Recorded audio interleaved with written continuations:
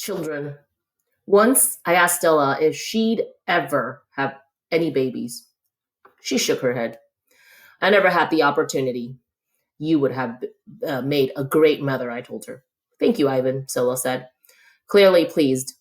I like to think so. Having young ones is a big responsibility. You have to teach them how to take mud baths, of course, and emphasize the importance of fiber in their diet. She looked away, contemplating.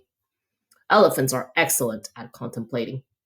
I think the hardest part of being a parent, Stella added after a while, would be keeping your babies safe from harm, protecting them. The way silverbacks do in the jungle, I said. Exactly, Stella nodded.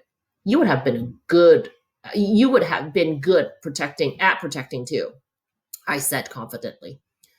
I'm not so sure, Stella said, gazing at the iron bars surrounding her. I'm not sure at all. The parking lot. Mac and George were chatting while George cleans one of my windows. George, Mac says, frowning. There's something wrong with the parking lot. George sighs. I'll take a look as soon as I'm done with this window. What's the problem? There are cars in it. That's what's wrong. Cars, George? Mac breaks into a grin. I think things are actually starting to pick up a bit. It's gotta be the billboard.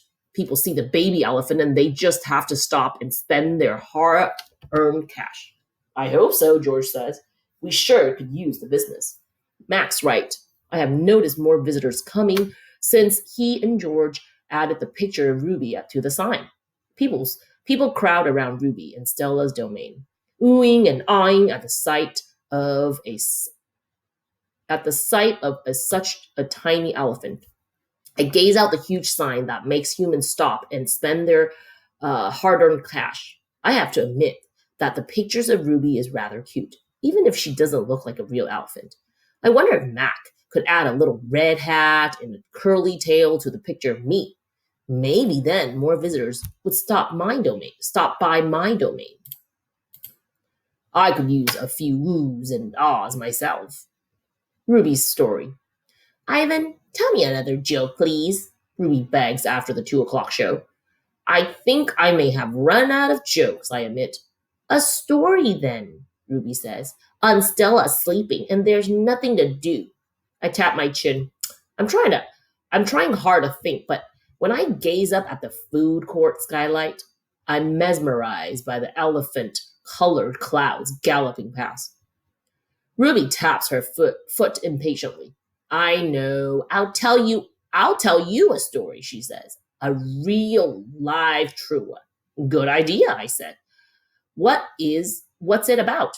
It's about me, Ruby lowered her voice. It's about me and how I fell into a hole. A big hole.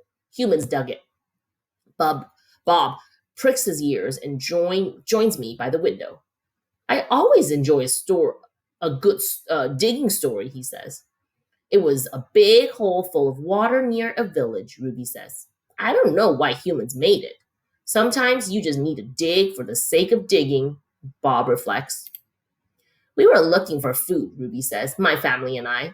But I wandered off and got lost and went too close to the village. Ruby looks at me, eyes wide. I was so scared when I fell into the hole.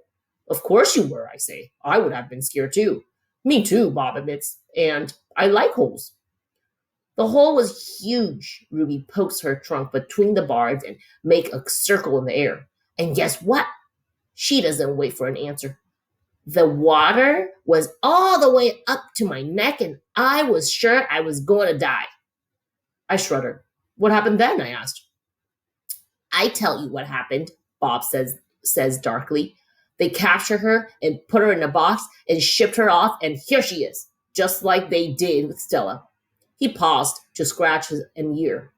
Humans, rats have bigger hearts. Roaches have kinder souls. Flies have... No, Bob, Ruby interrupts. You're wrong. The humans helped me. When they saw I was trapped, they grabbed ropes and they made loops around my neck and my tummy. The whole entire village helped, even little kids and grandmas and grandpas. And they all pulled and Ruby stops. Her lashes are wet. And I know she must be remembering all the terrible feelings from that day. And they saved me, she finished in a whisper. Bob blinks. They saved you? He repeats. When I was finally out, everyone cheered, Ruby says. And the children fed me fruit, and then all those humans led me back to my family. It took the whole day to find them. No way, Bob says, still doubtful. It's true, Ruby says. Every word. Of course it's true, I say. I've heard rescue stories like that before. It's Stella's voice. She sounds weary. Slowly, she makes her way over to Ruby. Humans can surprise you sometimes. An unpredictable species. Homo sapiens. Bob still look unconvinced. But Ruby's here now, he points out. If humans are so swell, who did that to her? I send Bob a grumpy look. Sometimes he doesn't know when to keep quiet. Ruby swallows, and I'm afraid she's going to cry. But when she speaks, her voice is strong. Bad humans killed my family, and bad humans sent me here. But the day in the hole, it was humans who saved me. Ruby leans her head on Stella's shoulder. Those humans were good. It doesn't make any sense, Bob says. I just don't understand them. I never will.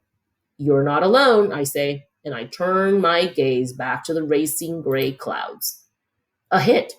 Stella's foot hurt too much for her to do any hard tricks for the 2:00 show. Instead, Mac pulls her, limping into the ring where she tracks a circle in the sawdust. Ruby clings to her like a shadow. Ruby's eyes go wide when Snickers jumps on Stella's back and leap onto her head. At the 4:00 show, Stella can only get as far as the entrance to the ring. Ruby refuses to leave her side. At the 7:00 show, Stella stays in her domain. When Mac comes for Ruby, Stella whispers something in her ear. Ruby looks at her pleadingly, but after a moment, she follows Mac to the ring. Ruby stands alone. The bright lights make her blink. She flaps her ears. She makes her tiny trumpet sound. The humans stop eating their popcorn. They coo, they clap. Ruby is a hit. I don't know whether to be happy or sad.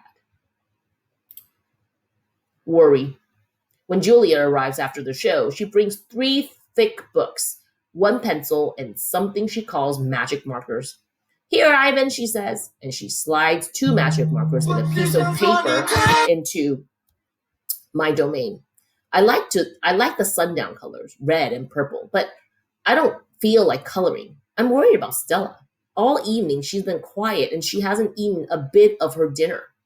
Julia follows my gaze. Where's Stella anyway? She asks, and she goes to Stella's gate. Ruby extends her trunk and Julia pats it. Hi, baby, she says. Is Stella all right? Stella is lying in a pile of dirty hay. Her breath is ragged. Dad, Julia calls. Could you come here a minute? George sets aside his mop. Do you think she's okay, Dad? Julie asks. Look at the way she's breathing. Can we call Mac? I think there's something really wrong. He must know about her, George rubs his chin. He always knows, but a vet costs money, Jules. Please, Julia's eyes are wet. Call him Dad. George gazes at Stella. He puts his hand on his hip and sighs. He calls Mac. I can't hear all of his words, but I can see George's lip tightening into a grim line. Gorilla's expressions and humans' expressions are a lot alike. Max says the vet's coming in the morning if Stella's not any better, he tells Julia. He says he's not going to let her die on him, not after all the money he's put into her. George strokes Julia's hair. She'll be all right. She's a tough old girl. Julia sits by Stella's domain until it's time to go home. She doesn't do her homework. She doesn't even draw.